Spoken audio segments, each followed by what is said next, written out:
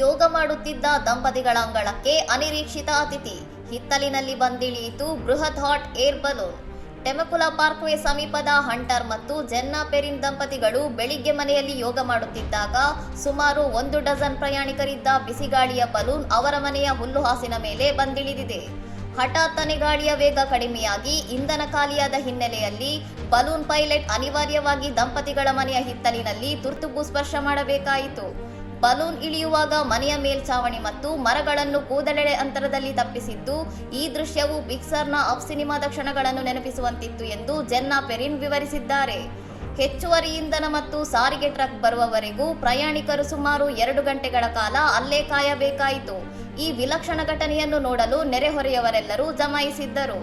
ಅದೃಷ್ಟವಶಾತ್ ಘಟನೆಯಲ್ಲಿ ಯಾರಿಗೂ ಗಾಯಗಳಾಗಿಲ್ಲ ಮತ್ತು ಆಸ್ತಿಗೆ ಯಾವುದೇ ಹಾನಿಯಾಗಿಲ್ಲ.